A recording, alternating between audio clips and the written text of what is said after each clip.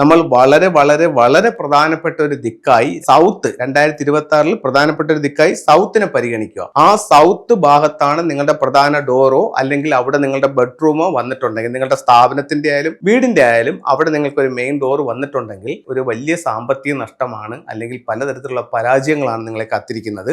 നമുക്ക് ഫംഗ്ഷയുടെ പല ടൂളുകൾ ലാഫിൻ ബുദ്ധ വാങ്ങിച്ചു വെച്ചിട്ടുണ്ട്. അതുപോലെ തന്നെ നമ്മൾ ഒരു പക്ഷേ നോർത്ത് വെസ്റ്റ് കോർണർ ഒരു 6 റോഡ് വിൻജിയം വാങ്ങിച്ചു വെച്ചിട്ടുണ്ട്. അങ്ങനെയൊക്കെ നമ്മൾ ചെയ്തിട്ടുണ്ടെങ്കിലും നമ്മൾ വളരെ പ്രധാനപ്പെട്ട ഒരു ദിക്കായി 2026 പരിഗണിക്കുകയും അതിലെ സൗത്ത് 2026 പ്രധാനപ്പെട്ട ഒരു ദിക്കായി സൗത്തിനെ പരിഗണിക്കുക.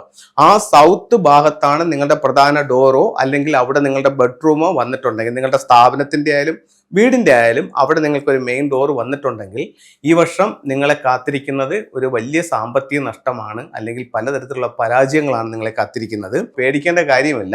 നിങ്ങൾക്ക് അവിടെ അതിന്റെ പരിഹാരങ്ങൾ ചെയ്താൽ മതിയാവും. അവിടെ അതിന്റെ പരിഹാരം എന്ന് പറയുന്നത് ഇത്തരം കാര്യങ്ങളൊന്നും ശ്രദ്ധിക്കുക. സൗത്തിൽ എൻട്രൻസിന്റെ സമീപത്ത് ഈ വർഷം പ്ലാന്റ് പാടില്ല. 2, അവിടെ നിങ്ങൾക്ക് റെഡ്, ഗ്രീൻ എന്നീ നിറങ്ങൾ പാടില്ല.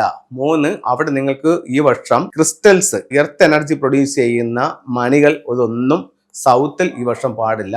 അവിടെ നിങ്ങൾക്ക് ഉപയോഗിക്കാവുന്ന ഒരു ടൂൾ എന്ന് പറയുന്നത് 5 എലമെന്റ് പഗോഡ് ഉപയോഗിക്കാം, 6 റോഡ് വിൻജിയംസ് ഉപയോഗിക്കാം, അതുപോലെ തന്നെ സോൾട്ട് വാട്ടർ ക്യൂറും ഉപയോഗിക്കാം. അപ്പോൾ ഇത്തരത്തിലുള്ള കാര്യങ്ങൾ ചെയ്യുന്നത് 5 എന്ന് പറയുന്ന ഒരു ടോട്ടൽ ലോസ് എന്ന സ്റ്റാറിൽ നിന്ന് നമുക്ക് രക്ഷ നേടാനായിട്ട് വളരെ നല്ലൊരു ടൂളാണ്.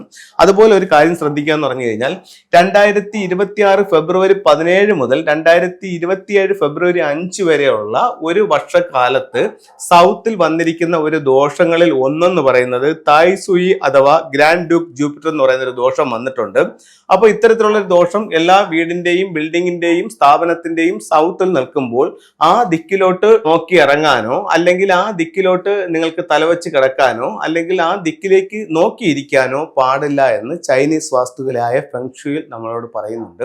അപ്പൊ അത്തരത്തിൽ എന്തെങ്കിലും സന്ദർഭങ്ങളോ കാര്യങ്ങളോ നമുക്ക് വേണ്ടി വന്നാൽ അവിടെ അതിന്റെ ടൂളുകൾ ഉപയോഗിച്ചുകൊണ്ട് അതിനെ നമുക്ക് കറക്റ്റ് ചെയ്യാവുന്നതാണ്. ഇവിടെ പിയാവയുടെ ഒരു പേർ വെച്ചുകൊണ്ട് ഇതിന് നമുക്കൊരു പരിഹാരമാകാം. അതുപോലെ തന്നെ ബ്രാസിന്റെ ചിലിൻ വെച്ചുകൊണ്ടും ഇതിന് പരിഹാരങ്ങൾ നമുക്ക് ചെയ്യാവുന്നതാണ്. അപ്പോൾ ഇത് എല്ലാവരും ഒന്ന് ശ്രദ്ധിക്കുക. ഇത്തരത്തിൽ എന്തെങ്കിലും ബുദ്ധിമുട്ടുകൾ നിങ്ങൾക്കുണ്ടെങ്കിൽ ഈ ടൂളുകൾ ഇവിടെ ഉപയോഗിച്ചുകൊണ്ട് നിങ്ങൾക്ക് ഇതിന്റെ പരിഹാരം ചെയ്യാവുന്നതാണ്.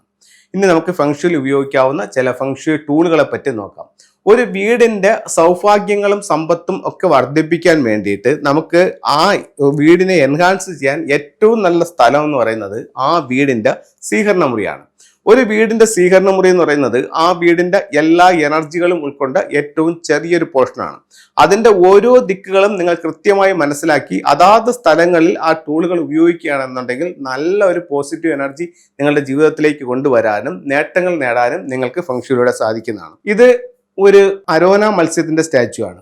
നിങ്ങളുടെ ലിവിംഗ് റൂമിന്റെ നോർത്തിൽ ഇത് വെക്കുകയാണെങ്കിൽ നിങ്ങൾക്ക് തൊഴിൽപരമായിട്ട് നേട്ടമുണ്ടാകുമെന്ന് ചൈനീസ് വാസ്തുവിലായ ഫെങ്ഷുയിൽ പറയുന്നു. ഇതൊരു ശ്രീബുദ്ധന്റെ സ്റ്റാച്ചു ആണ്. ഒരു വീടിന്റെ സന്തോഷത്തിനും സമാധാനത്തിനും വേണ്ടി വീടിന്റെ വടക്ക് പടിഞ്ഞാറ് ഭാഗത്ത് നിങ്ങൾക്ക് സ്വീകരണ മുറിയിൽ ഈ ശ്രീബുദ്ധന്റെ സ്റ്റാച്ചു വയ്ക്കാം. നിങ്ങളുടെ പേരും പ്രശസ്തിയും ഉയർത്താൻ വേണ്ടിയിട്ട് നിങ്ങളുടെ സ്വീകരണ മുറിയുടെ സൗത്തിൽ ഫീനിക്സ് ബേർഡിനെ വെക്കാം. വീട്ടിൽ കുടുംബാംഗങ്ങൾ തങ്ങളിൽ ഉണ്ടാകുന്ന കലഹങ്ങളും ഓഫീസിൽ ഉണ്ടാകുന്ന വഴക്കുകളും ഒക്കെ ഒഴിവാക്കാനായിട്ട് നിങ്ങൾക്ക് നിങ്ങളുടെ ഓഫീസിന്റെയോ വീടിന്റെയോ വെസ്റ്റ് സൈഡിൽ ഇത്തരത്തിലുള്ള ഒരു റൂസ്റ്ററിന്റെ സ്റ്റാച്ചു വയ്ക്കാം. അപ്പൊ ഇത്തരത്തിലുള്ള ഓരോ ചിത്രങ്ങളും രൂപങ്ങളും നിങ്ങളുടെ ജീവിതത്തിൽ ഒരുപാട് നേട്ടങ്ങൾ ഉണ്ടാക്കി തരട്ടെ എന്ന് പ്രാർത്ഥിച്ചുകൊണ്ട് നിർത്തുന്നു. നന്ദി, നമസ്തേ.